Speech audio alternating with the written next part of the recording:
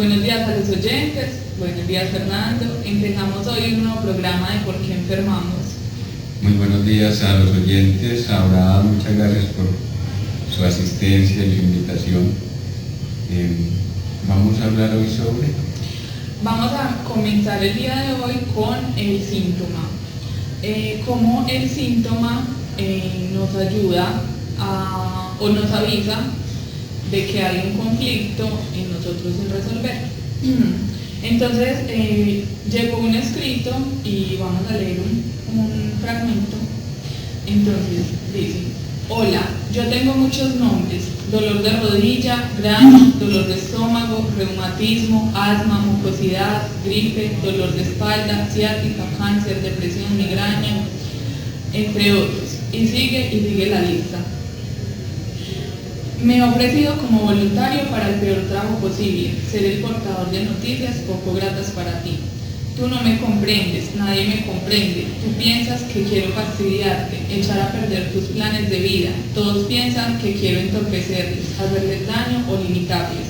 Y no, eso sería un completo disparate. Yo, el síntoma, simplemente intento hablarte en un lenguaje que comprendas, que entiendas.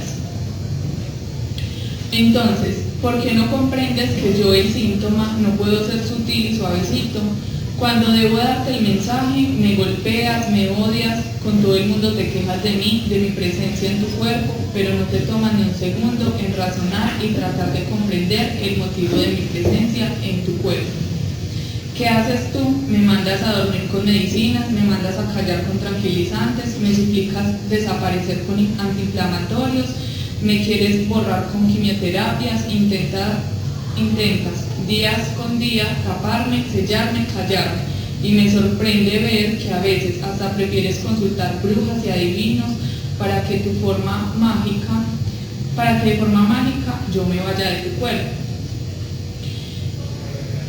Bueno, para ti, yo, el síntoma, soy la enfermedad. Qué cosa más absurda. No confundas las cosas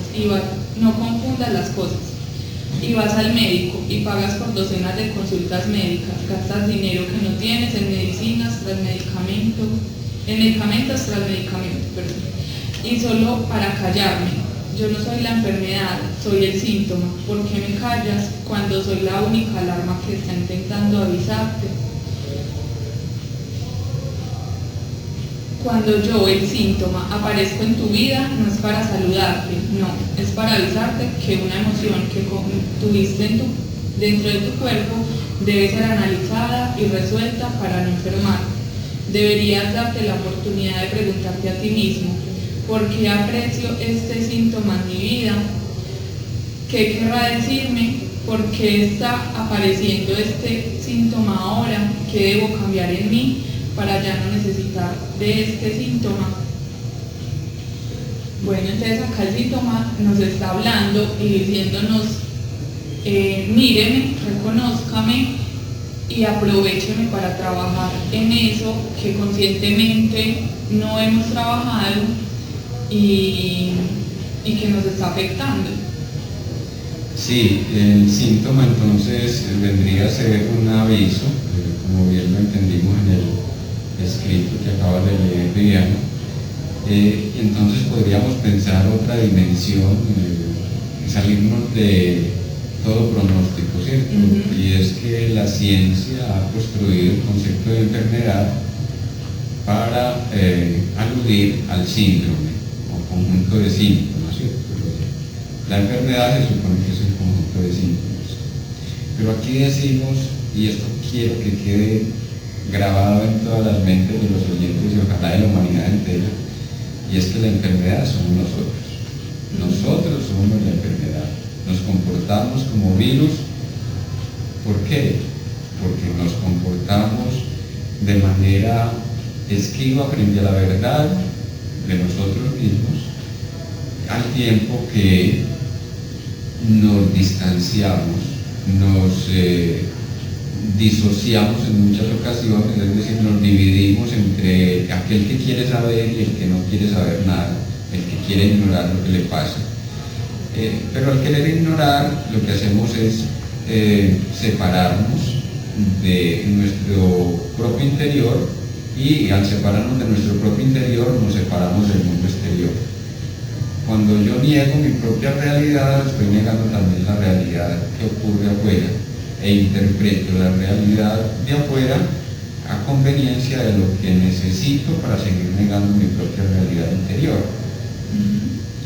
Entonces, miren, estamos hablando de que la enfermedad es el ser humano, en términos de que, vuelvo con el asunto, nos comportamos como virus y atentamos contra nosotros mismos, contra el planeta, contra la humanidad.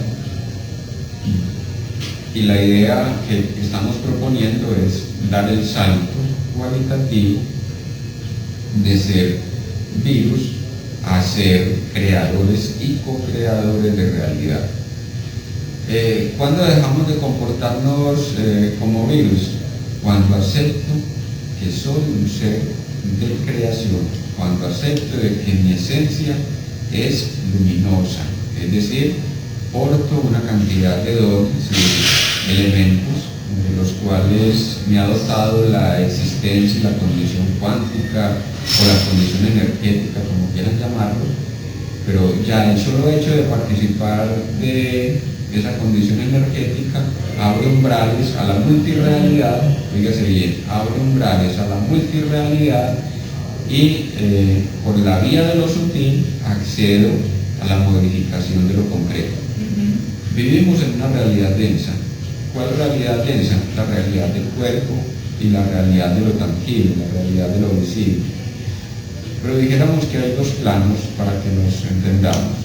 Está el plano de lo somático, de lo corporal, que es lo que atendemos y a lo cual respondemos mediante el uso de fármacos o de sustancias químicas con otros objetos que son igualmente densos. Pero también lo denso podemos tratarlo desde lo sutil. Desde lo sutil es el otro plano, el plano energético, ¿cierto?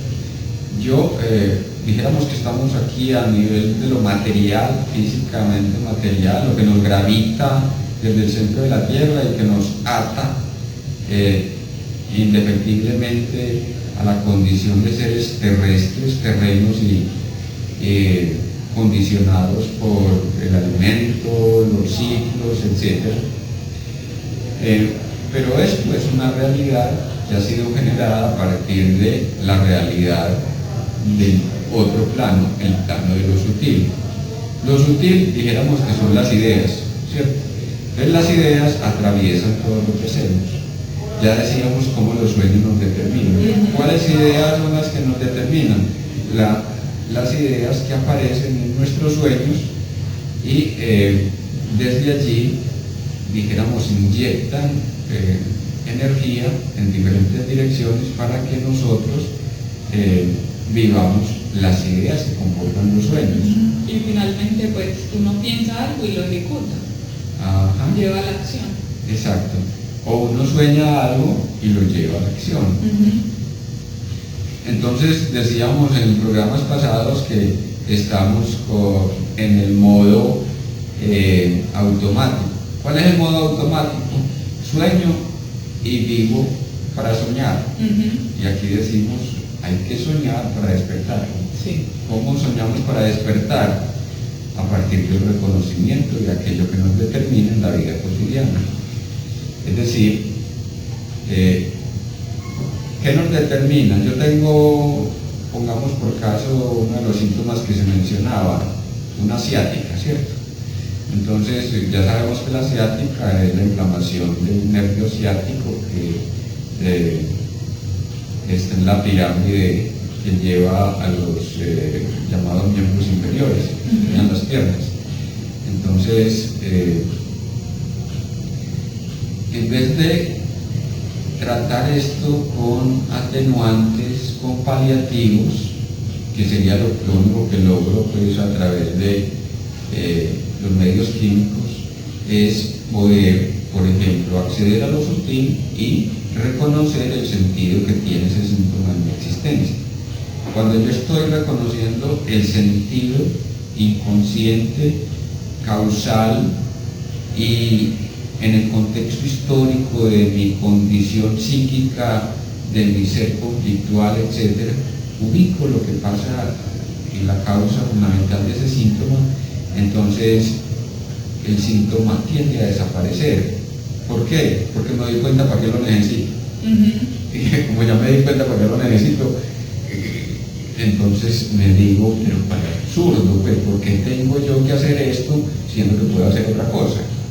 Entonces, es decir, buscando o observando cada situación de mi vida para resolver, bueno, esto no me gusta, ¿qué pasa aquí? ¿Por qué no me gusta? ¿Qué tengo que hacer? ¿Qué otra mirada le puedo dar? Maravilloso lo que estás nombrando, porque entonces, ¿a qué nos invita el camino del crecimiento interior? Nos invita a seguir el camino del iniciado. El camino del iniciado comienza por el camino del guerrero espiritual. Sí. El guerrero espiritual está en la posición del acecho. El guerrero espiritual no combate, sino que acecha. Y el acecho es el guerrero que está en el campo de batalla esperando a que se presente la gran oportunidad que necesita para vencer. Y la gran oportunidad es el síntoma. Y la gran oportunidad es el síntoma, qué maravilla. O puede ser el síntoma, o puede ser el lapsus, o puede ser el accidente, o puede ser el desencuentro, el conflicto que tuvo en la empresa, la rabia que aparece de manera repentina, la irritabilidad también como un síntoma que reproducen muchos seres humanos, los que llamamos amargados. Entonces, asediar en el sentido espiritual es observarnos. No tenemos que observar al mundo exterior, observamos al mundo exterior, pero a partir de la observación de nosotros mismos. Es decir, es solo porque aprendemos a observarnos a nosotros mismos que podemos observar afuera. Otra cosa es el asedio del cazador, ¿cierto? El cazador está en busca de una presa. Aquí no nos interesa tanto la presa, nos interesa es mirar, como decimos popularmente, dónde salta la liebre. Y la liebre es, si yo estoy bueno, entonces viene el otro concepto, ¿cierto? El asedio es un asedio de conocimiento. O sea, el guerrero espiritual es un acechador y el acecho es para ganar mayor conocimiento. Aprender de lo que me está enseñando o mostrando el síntoma. Y lo que me está mostrando en general la realidad. Fernando, y entonces ahí entraría lo que hablábamos en el programa del miedo. O sea, me hago amigo del miedo, porque el miedo entonces puede ser el síntoma, pero entonces, bueno, venga a ver qué es lo que me quiere decir, entonces me vuelvo amigo del miedo. Exacto. Y el miedo, como consejero, entonces nos está diciendo, este es el camino, papacito, venga, por aquí es la vía, porque es que si usted va a eludir el miedo, entonces se va a ir siempre por las ramas, ¿cierto? Y aquí se trata de abordar el centro de la problemática. El miedo siempre nos lleva al centro de la problemática. Es muy llamativo eso, muy bonito, porque primero aparece el miedo, después la reacción contra el miedo. Miren ustedes la seguidilla. Aparece el miedo. Sí. Luego me defiendo del miedo. El miedo me lleva, la defensa contra el miedo me lleva a producir mecanismos para eludir, para zafarme de eso que me produce miedo. Y creo que ya me zafé porque simplemente lo reprimí, por ejemplo. Entonces lo reprimo y eso aflora de otra manera. ¿A través de qué? A través de la formación enfermiza, a través del síntoma, a través del accidente. Eso que negué en un momento determinado para defenderme de aquello que me causó miedo, entonces va a aparecer de frente en mi realidad. Me están atracando, ¿y esto por qué? Yo no necesitaba que me atracaran. Y resulta de que es que yo, en mi posición fraudulenta, ando de atraco en atraco conmigo. Es decir, me obro como el prestidigitador que escondo la verdad debajo de las cartas que muevo en la mesa. Estoy hablando del prestidigitador, ¿cierto? Que tiene la habilidad para esconder la realidad. Ahí entraría entonces cuando uno, por ejemplo, ahí siempre me tocan los taxistas mal geniados, o que me quieren robar, o que me quieren cobrar más, o me dan vuelta, o siempre me roban y me atracan en tal parte, pues porque hay personas que realmente nunca la han atracado en la vida, siempre se montan y le tocan los conductores más amables, lo dejan donde es. Exacto. Entonces, eso que nos acontece tendrá siempre que ver con la realidad, volviendo entonces a la lógica, ¿cierto? De la realidad inconsciente. Entonces, primero se activa la realidad inconsciente, luego produzco el efecto del yo, que es el efecto emocional, la reacción del miedo. El miedo me lleva a generar mecanismos para defenderme de la angustia, que representa aquello que me molesta, y de ahí entonces se deriva la sintomatología o se derivan acontecimientos en la vida práctica. Si lo entendemos en términos de proceso, entonces vamos al miedo. Ir siempre al miedo es una manera muy concreta de abordar la causa o las causalidades del síntoma. Claro que hay que entender, ¿cierto?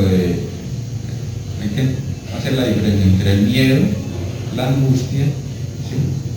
El miedo, la angustia y la fobia. ¿Sí? El miedo es una reacción del yo frente a aquello que no reconoce como propio o que le resulta absolutamente desconocido, ¿cierto? Sí. La angustia es ante una realidad inconsciente que reaparece y que, como el yo no sabe qué hacer con ella, entonces la deriva en estados de tensión, ¿cierto? Entonces ritualiza la realidad para evadir eso que lo angustia, ¿cierto? Entonces, por ejemplo, me lavo las manos todo el día, ¿cierto? Ah, ya.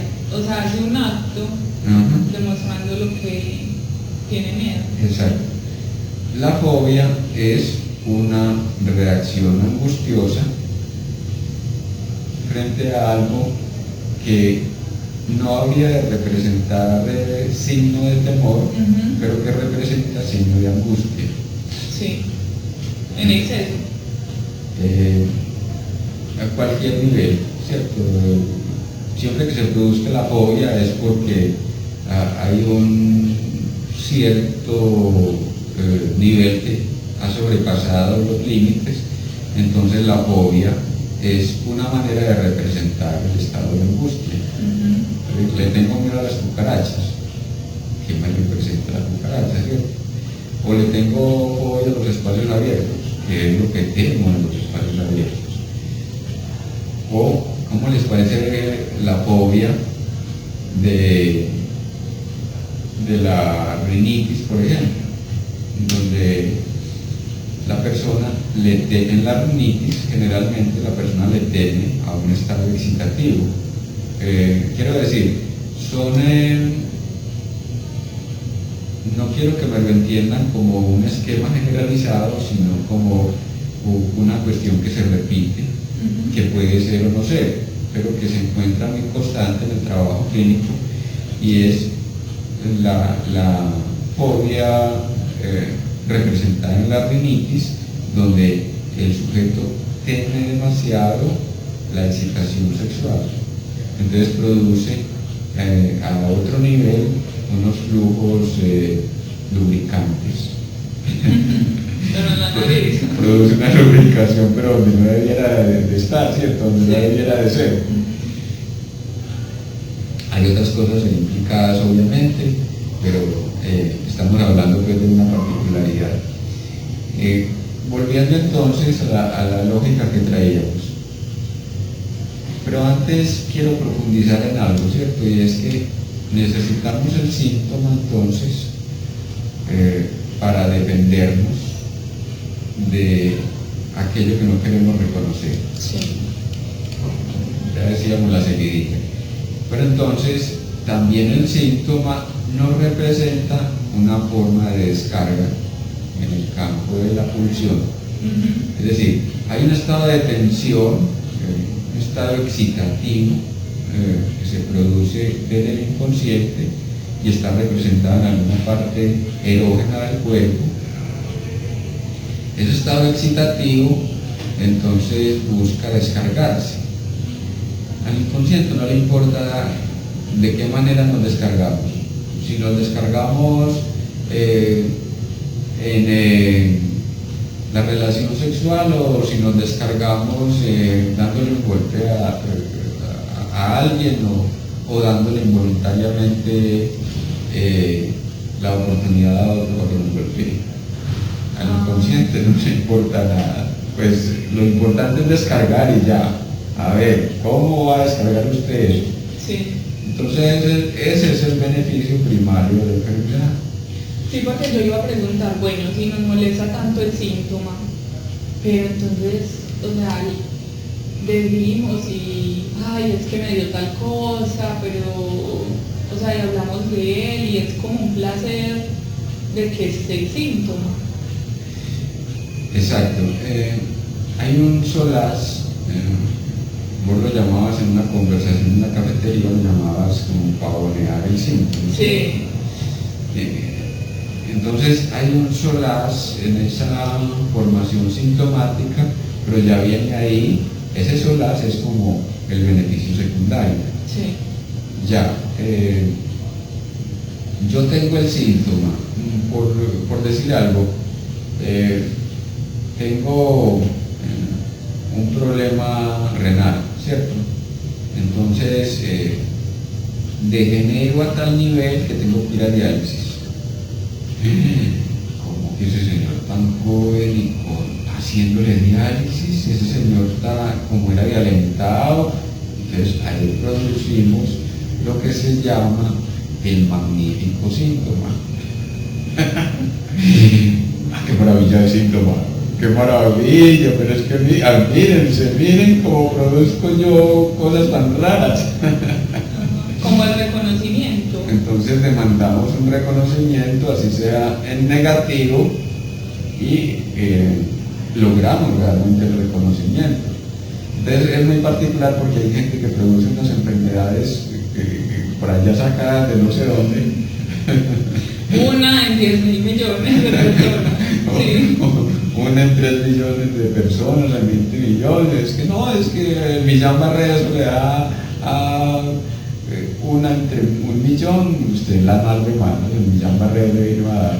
No, es que esa persona necesitaba una forma particular de enfermedad que es el Millán Barrera para despertar. Pero con esa enfermedad tan bonita. Y miren ustedes la maravilla. Entonces resultó siendo el interés médico. Resulta que vengo con mi síntoma especial para que los clínicos y los médicos me ayuden, los investigadores se interesen en una forma particular de hacer síntoma. Entonces hay que investigar detenidamente esa particularidad, porque entonces qué tal que se presente en otra ocasión. Entonces surgen los especialistas en Millán Barrera. Vaya donde tal médico que ese sí sabe de Millán Barrera, ese sí sabe tratar estos casos y eso, mejor dicho, se conoce al derecho y al revés este tipo de afecciones. Y entonces, pues como se puso de moda el Millán Barrera, pues ya pasamos de 1 entre 100.000, ya no es 1 entre 1.000.000, sino 1 entre 100.000. Tengo que cambiar de enfermedad. Si esa es la enfermedad que está de moda, yo también quiero para mí. Ay, es que le llama tanto la atención. Sí. Así es. Entonces nos vestimos la enfermedad tal cual nos compramos la camisa de última moda. Eso es graciosísimo, pero así operamos inconscientemente. Bueno, y entonces aquí, dando un paso, ¿cómo ser nuestro propio sanador? Maravilloso, maravilloso lo que estás proponiendo, porque entonces, cuando yo emprendo el camino espiritual, me convierto en acechador. El acechador, ya decíamos, que está camino a la presa, pero no va por la presa, va por lo que le significa el proceso de reconocimiento de la presa. Reconocimiento, es decir, volver a conocer algo que ya sabía, porque de alguna manera sabemos cómo es que salta la liebre, ya lo sabemos, pero lo que vamos es al reconocimiento. Ese reconocimiento significa hacerlo consciente. Inconscientemente lo sabemos, porque inconscientemente compartimos con la liebre la misma estrategia de acecho y de evasión del cazador. Sí. Inconscientemente, pues compartimos los mismos genes, entre comillas, mismos, quiero decir, los mismos, entre comillas, ¿no? En el sentido de que la misma función. Tenemos un recorrido evolutivo muy semejante. Pongámosle que el animal evolutivo que nos dio origen al conejo y a los seres humanos hace 60 millones de años más o menos existió, ¿cierto? O 70 o 80, pongámosle 80, 100 millones de años, donde compartíamos la misma línea genética. Luego se bifurcó y entonces salieron los lemúridos, y los lemúridos dieron origen a los prehomínidos y todo ese cuento. Entonces, hay una cercanía evolutiva, y es en ese sentido que decimos que hay una mismidad genética, en tanto en lo que compartimos con el conejo. Entonces ya sabemos eso por esa memoria genética que tenemos. Entonces lo que hacemos es ponerlo más consciente, hacerlo consciente. ¿Cómo es que sale el conejo? Ah, sí, ya recordé. Muy importante esto, porque lo que hacemos en el campo en el sentido metafísico, sí. Es decir, hablamos de la metafísica, no de la brujería, sino de lo que está más allá de la física, que es lo cuántico, ¿cierto? Y es que reconocerlo es también recordar algo que se vio en el futuro. Sí. En la vía cuántica nosotros podemos viajar al futuro, y de hecho cuando bajamos información venimos del futuro. O sea, cuando tengo presentimientos, cuando tengo o sueños, que después digo, esto lo soñé, es porque he viajado al futuro por información, a recoger información del futuro. Por ejemplo, esa es una parte. Ustedes recuerdan un pasaje de la Biblia un poco trágico, pero que dice, bajó a los infiernos o descendió a los infiernos, al tercer día resucitó y está sentado a la diestra de Dios Padre, y allí ha de venir a juzgar a vivos y a muertos. Esa es la versión religiosa. Pero aquí diríamos, Cristo viajó al futuro y recogió las culpas de la humanidad, entre comillas, recogió las culpas de la humanidad y la posesión de la liberación de la culpa fue precisamente eso, que él viene a decirnos, aquí no hay culpa, estamos en un aprendizaje. Entonces, El mensaje que él quiso transmitir era que no había culpa. Y lo que hizo la religión fue meternos la versión de que él vino, bueno, que él es el juez, cuando en realidad lo que quería decir es recordarnos, era recordarnos que todos y cada uno somos y somos potencialmente maestros y podemos ser maestros igual que él. Y que somos libres de las culpas. Exactamente, porque yo puedo actuar en libre albedrío. ¿Cuándo puedo actuar en libre albedrío? Cuando tengo conciencia de causa. De lo contrario, soy un monigote de la realidad, soy un mequetrefe que los demás subordinan según sus pretensiones, sus aspiraciones, según sus intereses. Sí. Entonces, esto lo decíamos porque podemos viajar al futuro. Vos ponías un ejemplo ahí muy diciente, y es que podemos anticipar realidades. Entonces, anticipar realidades es, en el sentido crístico, cuando dice el que esté libre de culpa que tire la primera piedra. Es decir, ahí quería decir es que no es culpable. Aquí se trata de juzgar a la gente o se trata de comprender la situación. Lo que proponemos es comprender la situación. Y en 2000 años después es que la humanidad viene a comprender lo que Cristo quería decir con eso de quien esté libre de culpa, que tire la primera piedra. Ahí decimos de que él, dijéramos, traía una información del futuro. Entonces, también podríamos redundar el asunto diciendo, ¿el futuro para quién? ¿El futuro para los iniciados o el futuro para la humanidad? Estamos hablando del futuro de la humanidad. Entonces, el hecho de que Cristo nos comunicara aquellas verdades era porque Él se estaba anticipando a lo que pasaría después, y es lo que estamos viviendo hoy, donde estamos tratando de difundir la idea en la humanidad, en este nuevo despertar, comunicándole a la gente de que no hay culpa, de que la culpa es un invento religioso, que tenemos una deuda, y es la deuda no con los demás, sino con nosotros mismos.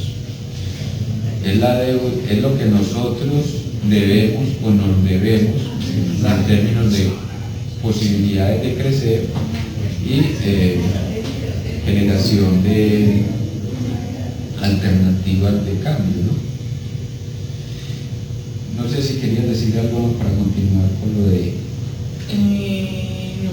lo del iniciado. Entonces, el primer paso para hacernos sanadores es el acecho. Acechamos, estamos pendientes, reconocemos aquello que ha sido causa o motivo de nuestra afección, y en la medida que lo reconocemos,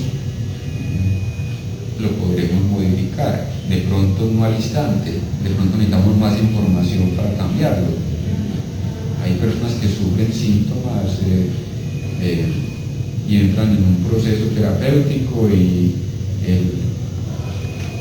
¿Terapéutico de análisis o terapéutico de medicina?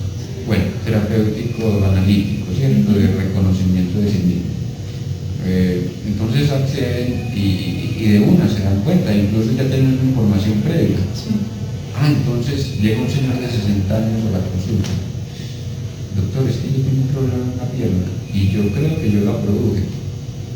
Sí, bueno, ¿cómo va la cosa? ¿Y dijo así? Sí, inmediatamente lo dijo. Entonces resulta de que su pierna fallida era la pierna derecha.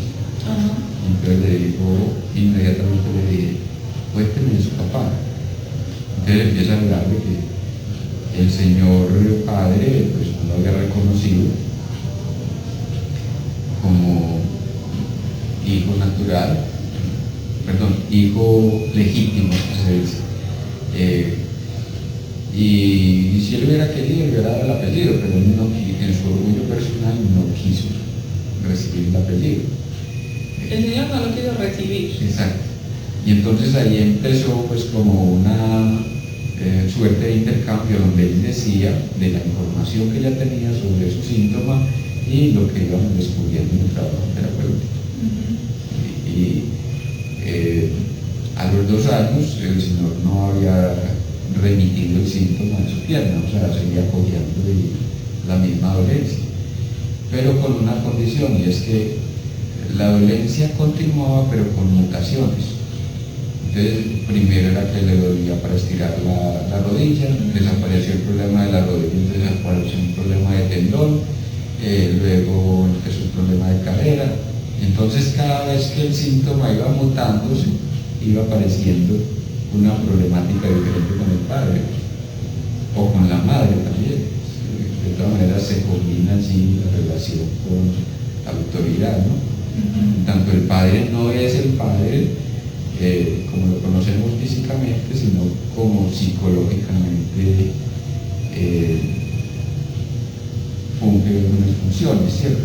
Sí. Y esas funciones son fundamentalmente 3: la del límite o la norma, ¿cierto? La ley del padre, la posibilidad de expansión y crecimiento en tanto el niño pone límite, en tanto el padre pone límite, el niño puede crecer, pero viene la tercera, es que separa al niño de la madre.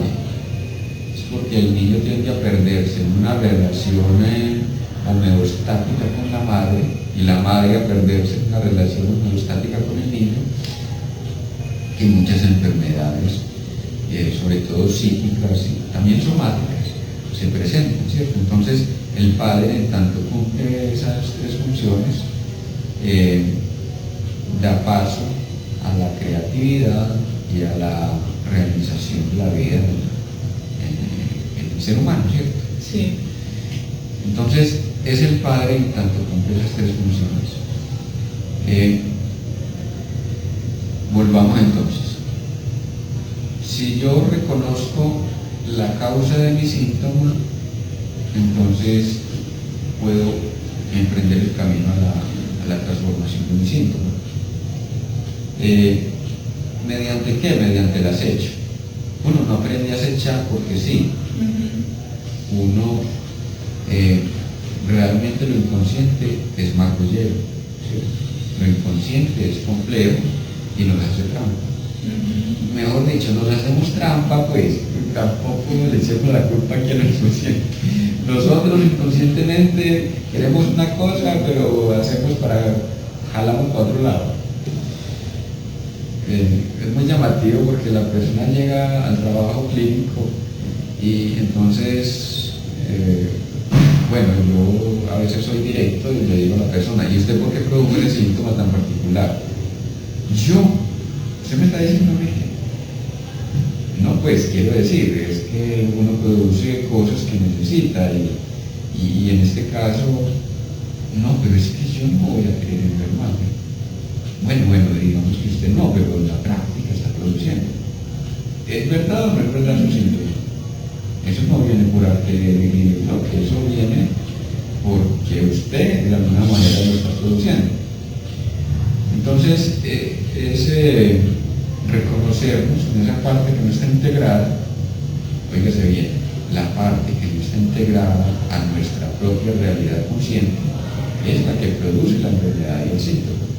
Y lo que buscamos en esta cosa de la iniciación y el despertar de la conciencia es que haya realmente una integración interior del sujeto consigo mismo.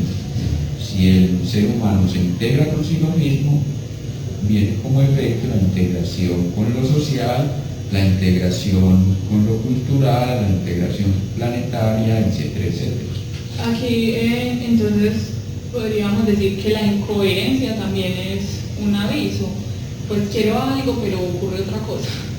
Exacto. Pero ¿cómo? Si yo le lucho tanto a esto, una persona que hacía negocios por internet me decía, yo no entiendo, yo no logro entender, le he metido una fortuna al asunto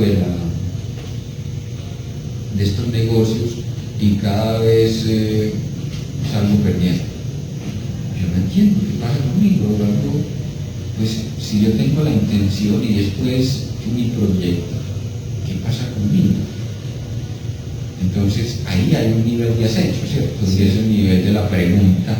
Ahora entonces ahí podríamos establecer una seguidilla de cosas, ¿cierto? Y es, primero me reconozco un síntoma,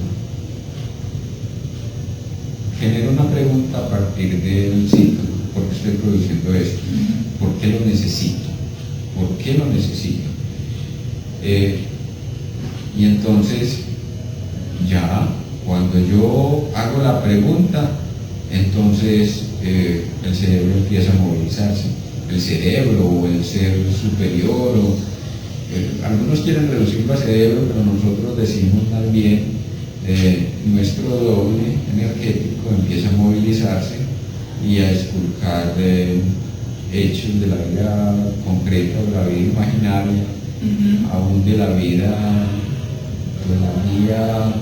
fuera del alcance, que nos permitan entender eso. Cuando yo hago la pregunta, alguien quiere contestarme, entre comillas, porque entonces ya soy un ser al acecho. Cuando yo hago la pregunta es porque ya estoy al acecho. Nuestro doble es quien va y busca las respuestas a las preguntas que tenemos. Exacto. Cada noche nos habita.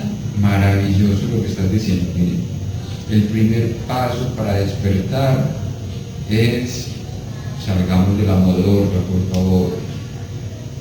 Salgamos de la modorra, hagamos preguntas, despertemos la curiosidad del niño temprano. Es que muchas personas no estudian dizque porque no quieren saber, y lo que no quieren saber es aquella verdad que ocultaron y tratan de mantener reprimida a como de lugar esa realidad de la vida temprana que sintieron como muy traumática. Sí. Entonces uno se encuentra con gente que dice, qué pereza, es que ustedes como que, bueno, hablando del psicoanálisis y toda la cosa, ustedes quedan preguntándose sobre todo, qué pereza uno vivir así la vida, preguntándose y preguntándose. ¿Y de qué manera despertamos? Pues, preguntaría uno, ¿de qué manera convalidar nuestra condición de guerreros espirituales y acechadores? Yo ahí digo también que el miedo podría ser como nunca encontrar respuestas, pero bueno, realmente uno las encuentra. Uno se pregunta, se soluciona, pregunta, soluciona. El asunto es que el inconsciente se convierte, para muchos casos y en la mayoría de los casos, se convierte en algo aterrador. Miren la representación que hacemos de las cosas inconscientes: el diablo, la bruja, el monstruo, el coco, y todo eso son formaciones de la manera como nos representamos aquello que todavía no entendemos de nosotros mismos. Yo no me doy cuenta en qué sentido yo soy un diablillo lleno de cachos sexuales. Cachos arriba, cachos en la mitad, cachos por detrás. Bueno, me refiero a la cola de atrás.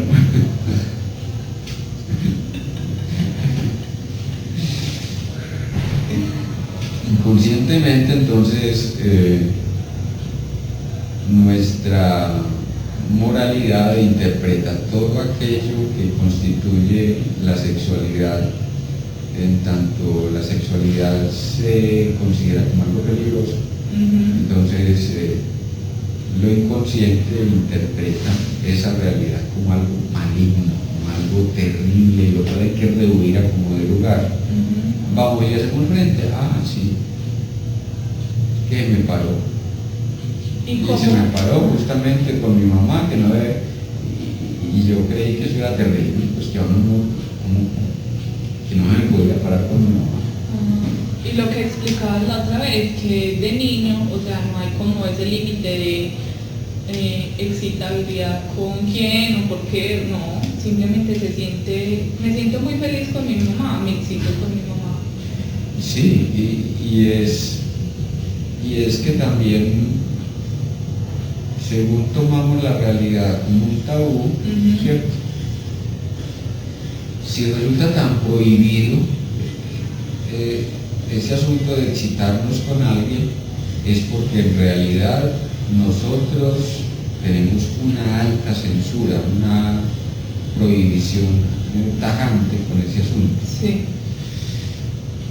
Volvamos entonces, íbamos en el camino del acecho y cuando yo reconozco, miren ustedes cuando me vuelvo sanador, cuando yo reconozco aquello que hacía parte de mi síntoma, es decir, comprendí al fin mi síntoma y mi enfermedad, entonces me vuelvo sanador para mí mismo y para los demás.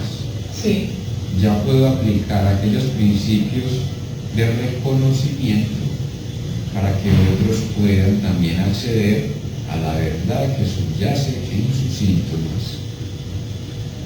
El conocimiento de sí mismo entonces nos lleva, a ver, el guerrero nos lleva al conocimiento, el conocimiento nos hace sanadores. En la medida que voy sanando mi propio interior, entonces también libero una cantidad de energía que estoy disponiendo para mantener el síntoma y para luchar contra los contenidos que todavía no alcanzo a reconocer en mí mismo. Entonces me convierto en mago, en productor de realidad, a partir del momento que dejo de vivir para la enfermedad y el síntoma. ¡Qué maravilla! Dejo de vivir para la enfermedad y el síntoma y empiezo a hacer vida propia. ¿Cómo así? Aparecieron las llaves. Entonces resulta de que yo empleo mi vida y me desgasto inútilmente por mantener un síntoma que me sirve solo para degradar la existencia, y cuando entiendo la causa del síntoma, entonces ya produzco realidad. Así de sencillo. Así de sencillo. Esa realidad nos muestra de que esa energía puede ser implementada para nuevos propósitos, para empresas que realmente produzcan efecto de transformación de sí mismo y del otro. ¿Y cómo eso va en cadena? Yo hago algo que es para mí y se iluminan los que están a mi alrededor. Y otra cosa, yo hago algo que es para mí, pero inicialmente es para mí, y después lo termino haciendo para la humanidad, porque yo puedo emplear mi capacidad sanadora en la medida que la deshipotequé de la repetición.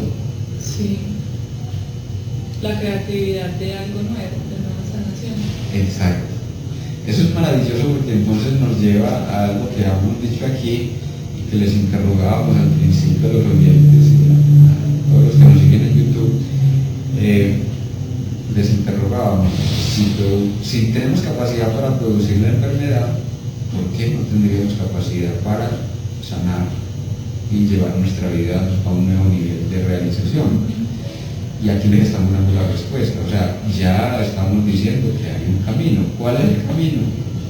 Ese potencial que utilizo para enfermar, lo puedo utilizar para sanar y para aprender, para dar pasos por el camino del ser iniciado. Y eso es la magia que ocurre en nuestras vidas. Exacto. Nos convertimos en magos. Exacto. Cuando yo me integro conmigo mismo, me integro con el medio y todo empieza a encajar de una manera diferente. Lo que tú decías ahora, antes me salían todos los taxistas corruptos, ahora me salen todos los amables. Todos los amables. ¿Qué pasó? No, pura coincidencia, ¿eso qué tiene que ver conmigo? No, yo estoy propiciando, yo estoy generando realidad.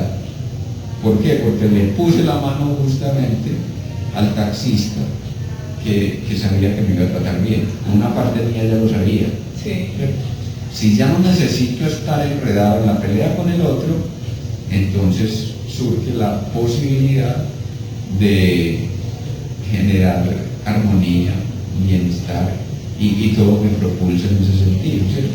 Y es esa ese reconocimiento en cada acto, cada situación de nuestra vida, que reconocemos esa magia y ese bienestar que se va ampliando, amplificando. Ajá. Y entonces pasamos al otro factor que nombrábamos del ser iniciado, que es la posición del mercader. Sí. Yo accedo a mi condición de mercader ya como transador, es decir, transo con la realidad, ya no estoy pegado, no, es que tiene que ser de determinada manera. No, papacito, es que no es como usted diga, venga a ver que esto los demás también tienen derecho. Entonces, accedemos de otra manera a transformar la realidad, transando con la realidad sin dejar de pulsar con la realidad. Cuando yo me dedico a pulsar con la realidad, entonces, primero me amargo porque las cosas no me salen como yo quiero. Y segundo, ando peleado con todo el mundo porque como que los demás no me obedecen, o como que es que los demás me llevan la contraria, o es que me tienen ojeriza y no me miran porque no les da la gana de mirarme. Y resulta de que es que hay otras cosas que están moviendo. Por ejemplo, es muy común encontrar de que entre más deseo que me miren, más ahuyento las miradas. ¿Cómo les parece la maravilla? No, eso no es maravilla. No, es que es muy cómico, los seres humanos somos exquisitos.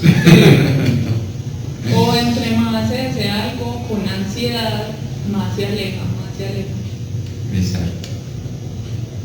Entonces, ¿a qué realidad estamos accediendo? Estamos accediendo a una realidad donde podemos mirarnos desde arriba, ¿cierto? Podemos mirarnos desde arriba y reírnos de lo que hacemos y lo contradictorios que somos. Entonces, cuando yo aprendo a mercadear, aprendo a transar con la realidad, entonces accedo a una posición, es que nada es bueno ni es malo, es el sentido que yo le dé. ¿Para qué estoy utilizando yo determinada cosa? Yo le decía a Viviana en una conversación, ella quiere lanzar su canal en YouTube y entonces ella decía, pero es que a mí me da miedo que utilizar la influencia que yo tengo sobre los demás. ¿Y miedo por qué? Le decía yo, pero ¿qué tiene que ver si es que para eso estamos? Es que nosotros hacemos un programa de radio porque queremos irradiar a la humanidad la luz y la capacidad de entender que ya tenemos sobre la realidad y por tanto ayudar a la humanidad a que dé un paso nuevo hacia otras posibilidades, o sea, que aprenda a vivir mejor o que aprendamos a vivir mejor, porque la vida no es sufrimiento. Entonces, en ese trance, ¿qué pasó? Lo que veíamos ahí con Viviana, pues estamos hablando aquí de mi compañerita de cabina, Expuesta. Aquí quedó expuesta ya, quedó expuesta el sagrario.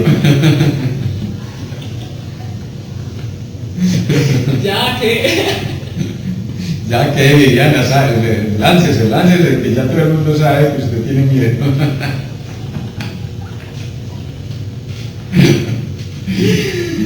Entonces, a lo que llegábamos es que